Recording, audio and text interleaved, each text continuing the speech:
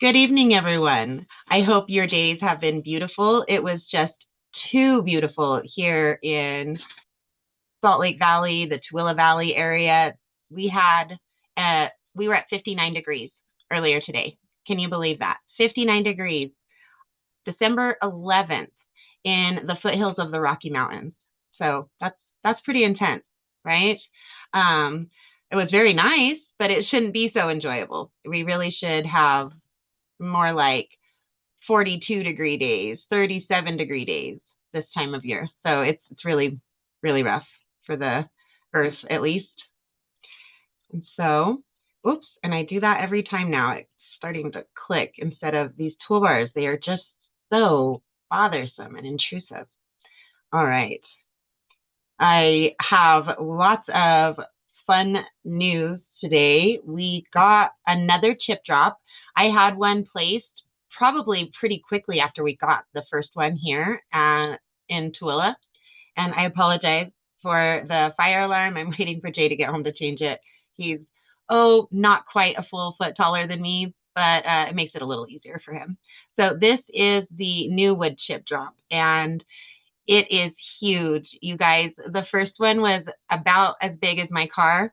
I think that this one is probably about 3 of my cars, because I have a smaller car, a little Kia Seltos, and it's at least 2.5 cars worth of wood chips and some log pieces. I don't know if there are any full logs in the pile, but lots of log pieces. Looks like it might have been some cottonwood trees. They have a pretty rough gray bark, so definitely a possibility. And these are much nicer wood chips than the last order we got.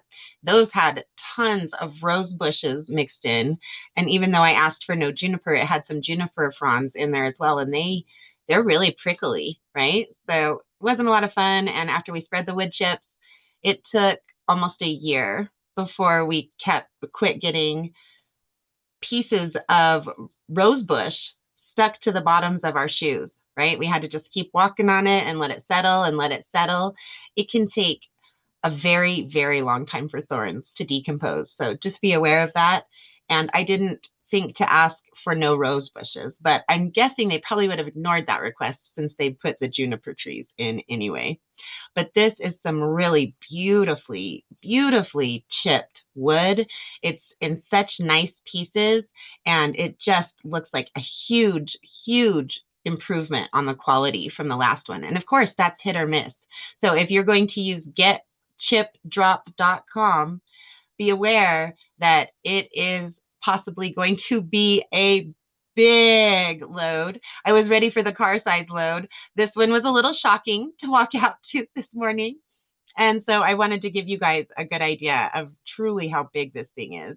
You can see that it comes up above the second level. They have the split level house, right, where part of the basement is underneath the ground. And then you start this second story up here, and it's a little bit above that second story, and maybe nearly 20 feet at the base in the long way direction here, and at least a good 10 or more feet wide. So it's a big, big pile of wood. And we are ready for it. We need it for all of Bart's yard. That's the neighbor's yard. That's where it's actually been dropped. And we want it to cover all of his front yard and all of his backyard. And then the area where we filled in the Wally Peony pit, all of that needs mulched. We got everything else on our yard, and we weren't intending to mulch that. We were intending that to be a Wally Peony and then mulch around it, yes. But that didn't happen, so that whole stretch now needs wood chips. Other than that, we'll just need a little bit here and there. We've talked quite a bit about whether or not we're going to use mulch going forward, right? In the Gardenary Principles with the certification that I'm taking, she doesn't like wood mulch or straw or any of the, different types. And it's eluding me. There are several different types that you can utilize. And she doesn't like that. She thinks it's a place for pests to hide and that are likely to bring in molds and mildews. So what I've always had in my belief system was to use mulch, mulch, mulch, mulch. I don't like seeing bare soil. I don't think it's good for the soil. She would then, of course, be having so many plants that you wouldn't see the soil once they've come in. It's just all plants, living mulch, right? I still had always believed in having that steady, stable mulch as well, though. So since I'm so strongly in favor of mulch and she's so strongly against it, I'm going to do half of our raised beds with it and half of our raised beds without it. I want to see what I think of the two methods in conjunction to each other and really get an idea of what works better, right? At least for us. And so this is the giant, giant wood pile that we now have the fun of dealing with. And you can see over here on our side, all of the logs and branches that we still have to deal with from the silver birch, aspen, and then eventually the maple tree, because I don't think it shows in these pictures. Let me see here. Let me go back to this angle here.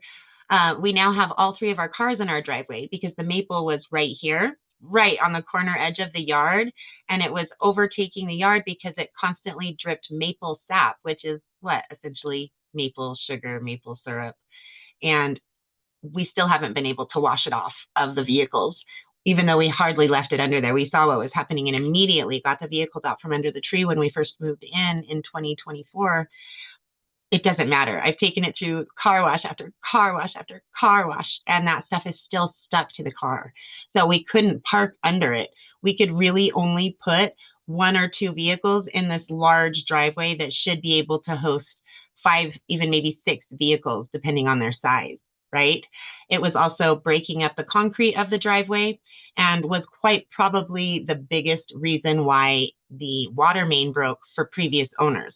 So it was just a problematic tree. It was a beautiful tree. We hated cutting all of these trees down. It was so glorious. We moved into a woodland and we don't live in one any longer, right? It was really sad to cut all those trees down, but it was just absolutely necessary for the stability of the electrical, the plumbing, the internet, all of the things that run through the front yard.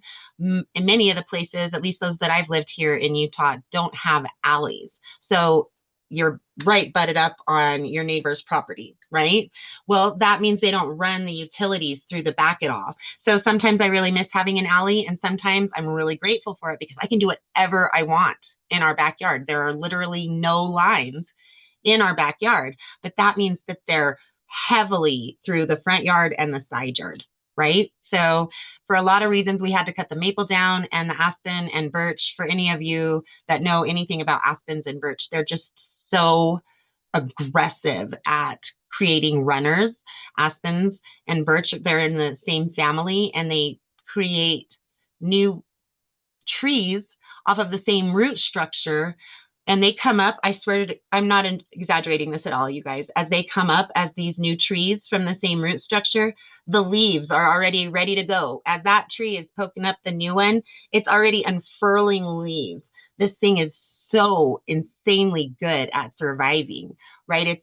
I believe it's a gymnosperm, if I'm getting the terminology correct, which predates maybe even the evergreens, but definitely like our fruit bearing trees and things like that. It's an older style of tree and it is good at living. So it only seeds. It also has these aggressive runners. And that's why the largest living thing on the planet is actually here in Utah. I think it's called General Sherman, and it's a stand of aspen trees that is so gargantuan that as far as we know, it's the largest living thing on the planet. And so we had to get those aggressive. And the maple wasn't inappropriately placed. It's actually quite good. It's not indigenous. It was a Japanese red maple, but it wasn't bad for the area and it fit the growing zone and things, and it wasn't invasive or anything. So that was a really sad one to cut down. But the aspen, I don't know enough about the silver birch. I'm guessing it's very similar, but the aspen should not be at this low of a level. They should be up in the as you go towards the tree line, the aspens are like the second to last layer of trees in your mountain tree lines before the tree line itself ends. Okay, so they're not low level trees. They are absolutely mountain trees. They should not be here. So they are an aggressive invasive species when they're in an area like this. Even though we're a mountain valley, we're a high desert, it is too low for aspen trees to grow without human intervention, right? Those were deliberately placed here. Unfortunate choice, but a beautiful one that we had to get rid of. Now we have to deal with this wood chip pile, all the logs and branches and things that we cut down. And it's more work, but it's really amazing. We got this for free. I did donate $40 to the tree company. You can donate as much as $80. I donated $40, which means the next 2 times that tree trimming service utilizes chipdrop.com, getchipdrop.com, they don't have to pay. Okay, so today they likely paid $20 in order to be able to find out a person who would be willing to take this so they didn't have to put it in the landfill and pay to waste these beautiful wood chips, right? Isn't that so sad to think about literal tons of gorgeous, useful wood chips going into our landfills probably every day, right? And this service is trying to stop that. And so this, I'm guessing, is at least $1,000 to $2,000 worth of wood chips. And I donated. I could have gotten it for free, maybe, right? I guess my guess is they're going to take those who have donated the money more quickly than those who don't want to donate the money. And again, you can donate 20 to 80. And that would mean 1 to 4 times that the tree trimming service can utilize getchipdrop.com for free. They don't actually make any money. They just don't have to pay any money to use the service, and they don't have to pay any money to throw these gorgeous, gorgeous wood chips into a landfill. Win, win, win all around, right? And so literally at least $1,000 to $2,000 worth of free wood chips are out there ready to get spread around the 2 properties. And this property here, it's interesting because when we moved here, there really wasn't much ground cover on Bart's yard over here.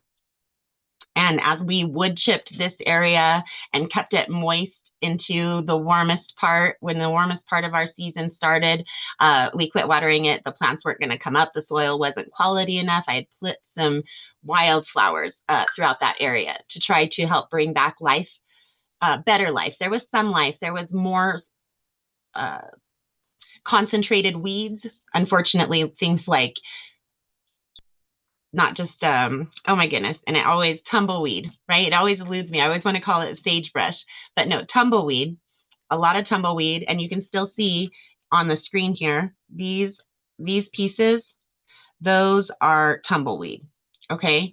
And we're probably not even going to take the time to get those out. I don't know. There's not very many. I might have the girls just go get some gloves on and get rid of these tumbleweeds here. They're really nasty. Tumbleweeds have really hardcore thorns because they're rolling around to scatter those thorns, and those thorns help them gain purchase on the land as they lose themselves in the soil and everything. So they're really, really yucky plants. They're native, right? But they're yucky. We call these weeds because they bother us. They're not weeds like they're invasive. So we'll probably go ahead and pull those out. But as you can see, there's a ground cover over his yard. And I'm really a little disappointed that we didn't get the wood chips earlier so that we could have put it down before this, because this is a really positive cover. It doesn't grow high. It's not nasty weeds. And it's just this low growing turf that is not grass, but it's very nice. And it's regretful that this was kind of starting to come back to life on its own in a really positive direction, but we're going to just cover it all up. And it'll be better in the long run, especially as we're going to do some different things and put in gardens throughout both the properties, but always give and take, right? Positive and negative. So we also harvested our first set of sprouts and microgreens. They were excellent. We still have a little bit left. We'll have them on our salad tonight. And I did start the second set on Saturday past. So the earlier ones, they're already starting to come up. Now, these are different. These are, I believe, Jay picked the beets and the arugula lettuce. I'm not positive, but the lettuce is coming up first. The arugula is coming up first on that one, and it's getting ready to soon look at harvesting it. Now it's yellowed a little bit and I'm kind of curious as to why. I don't think it's really overwatered or underlit. So I'm going to have to kind of look into it a little bit. I noticed it today, right? That they were looking a little bit yellow and that's definitely not the goal. So I'll check that out. And how about all of you? What do you guys have going on? Kendez, have you started your sprouts yet?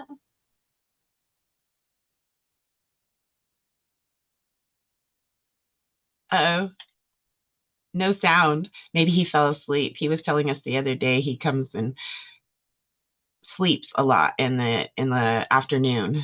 Breaks his sleep up into two big chunks for his day a lot of times. So he might have passed out on us. Anybody else at all? Anything going on with anyone's garden? How about you, Miss Tammy? We haven't heard from you for a while. You've got your, well, on Sunday, right? But yeah, like a couple started a little sprouting. I think it was like my garlic chives. nice. Yeah, so they're growing slowly but surely. But yeah, I'll send you a photo of my little things I've been popping there out of the soil. Nice. You should throw them in Show Your Wild so everyone I can. am. I'm going to. I'm gonna try to put them like all together, like not all see. together, but at least a state, like a day 1, day 2, day 3.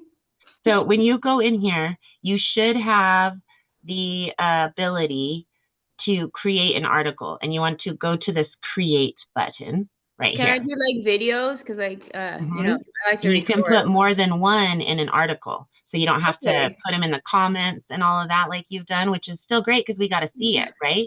But this Right. will give you a little bit easier way. It'll be a lot more pleasant for you to put together and easier for everybody to take in as a whole piece. Okay. Okie dokie, artichoke. Yeah, I know how to do it. I just gotta make it look pretty before I post They it. have changed a little bit. It looks kind of strange. So let me actually show Yeah, you. show me. So it's a lot like what Notion is like. I don't remember if I don't know if you guys remember me talking about Notion, but you see they look different now. Okay, there's this thing here, and that's like you can move it up and down with that. And then you don't have the same options like when you hit this plus, it's different. You have this whole list of things you can do. Okay, so when you're here, you want to put that forward slash, and then for a video, all you do is put video. Oh, and it's messed up because I was playing with it. So we're going to do that, and then we're going to put a V. And to upload from your computer or your phone, you click this type of video. When you're looking to put in a YouTube video, you do this sort of a video, okay? And then if you're doing pictures, I haven't actually tried to do that. So let's just look at what that is. Let's start over again. Picky. Image is what it wants you to do. So you would click image, and then it's going to let you click to drag or drop, and then you should be able to pick multiple pictures and not have to do it like in a whole big thing. So if I jump up here to my downloads where I have all those pictures about the wood chips, right? I can go and I can click several of them. If I hit shift now, it'll pick all of those up. All right. It's different on your phone. You know, you click it in a different way, and then you would just hit open and it's maximum 3 files allowed. Okay, so that's good to know. Like I said, I hadn't tried it yet, right? So we'll do 3 and open. And before you didn't have a limit. So I'm wondering if it's just going to let you pull up 3 at a time. Now let's see. Image, and see if it will let us do another 3. Open, go away toolbar. It's so frustrating. This toolbar is such a pain in the butt. Okay, there we go. Yes, it will let you do more than 3. You just have to put them in bundles of 3. Okay. And so I haven't used all of them, but that's how you can play around with it. So like if you went down below, you wanted to put captions in between, whatever, then you could put that forward slash and you could look at the different things. So you can do all the headings still. You can do your bulleted and numbered. The 3 quotes are still there. A code block, I think, I'm not sure what that is. And then you have embed. So that's like how we embed the applications for the Lesko giveaway in LH2. That's where you use that embed. The @ still works as a mention and your hashtags. And I guess you could just So now you can add an emoji from in the article. I used to have to go and copy an emoji to put it into the article, but now you can add an emoji in an article. So just play with it. It's definitely different, interesting, and a whole new, again, way to work behind the scenes. It doesn't just change on you guys as members in these communities. It changes behind the scenes on us, and we have to figure out how to deal with that as well, right? So, whew, I tell you what, I'm hoping that some of this change slows down, and it has slowed down over here, right? The only other big plans that we have beyond what everything is going on inside of here is when I have the time, I want to get these resource libraries built out for you guys. But that's it. And that will come in time. And that's not even on the radar right now. So this is how we're going to be for the majority of next year. We won't do a tremendous amount of changing. Okay. So, phew, at least we have that. All right. Very fun. So anything else that anybody would like to share about what's going on in their outer world, whether it's gardening related or not? Well, I went to my gardening club class today, and they have a gift exchange, and I got a blueberry bush. Oh, how exciting. I Yeah, used to do a and blueberry bush in Magna, but it died. I think you're going to have a lot better success than I did. I hope so. Alabama. It's in a pot, so I can wait until see where I settle down to plant it. So excited. Yes, absolutely. Now, Good. I don't know how well it'll be to keep it in a pot for very long. They grow like vines or canes, depending, and Mm-hmm. they grow pretty fast. Uh-oh. But Well, I was just wanting to keep it in the pot too because we're gonna get like I think freezing the next couple nights, and so I can keep it in the house. I don't know.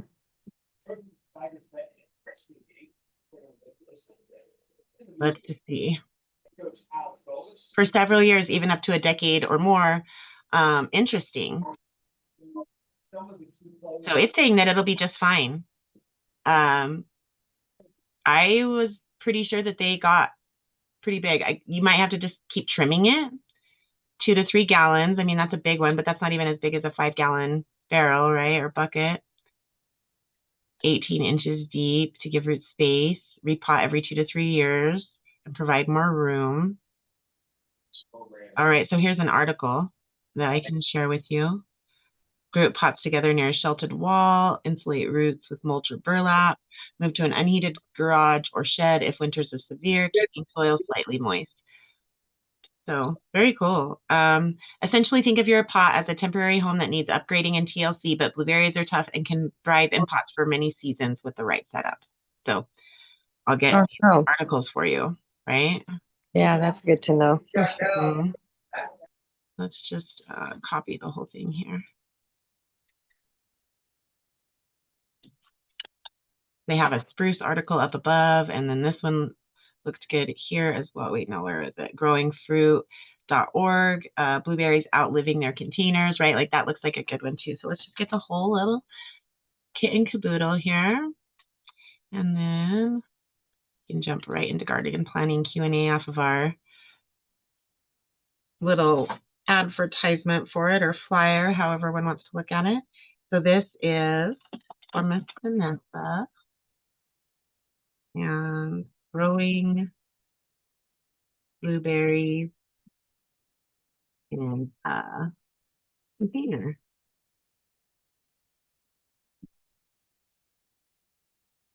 All right, that's excellent.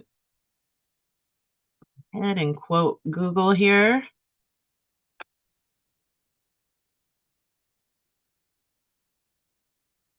Nice. Yeah, that's really interesting. There you go, my dear. And so that'll be there for you. You can check it out. But if you just got it, I'm guessing it's probably pretty small. So it might be good for at least 6 months to a year before you have to repot it. You might want to think about repotting it before it gets to this colder point, though. If it's going to need to be repotted, it'd be better to do it a little early so that you're not trying to do it in the colder time of the year, right? You're talking for next year if I don't have it in the ground? Yes, exactly. Give it that stability of resettling into its new home if it needs to get repotted towards like the beginning of fall when it's still kind of warm, and it'll have plenty of time to adjust and heal before you get to the coldest part in Alabama, or most likely where you are in Texas if you're in Texas. It depends. Texas does have some colder areas, but you'll mostly be all right. Okay. Thank you. Very good question. We learned something for sure. All right, guys, let's jump into our calendar. And speaking of Sundays with Miss Tammy, our next upcoming class is just that, Tea and Talk with Tammy, this Sunday, December 14th. And that is at 11:30 p.m. Pacific, 12:30 p.m. Mountain, 1:30 p.m. Central, and 2:30 p.m. Eastern. And I will be back with you later that evening for Yarn Yard for Tall Tales. And that's again Sunday, December 14th at 5 o'clock p.m. Pacific, 6 Mountain, 7 Central, and 8 Eastern. All right, guys. I hope you all have a wonderful evening, and please feel free to unmute and say goodnight. Good night, everybody. I'll see you guys tomorrow or the next day. Good night. Or the next day. All right, guys. Thank you all. Night. Bye. Night. Bye, everyone.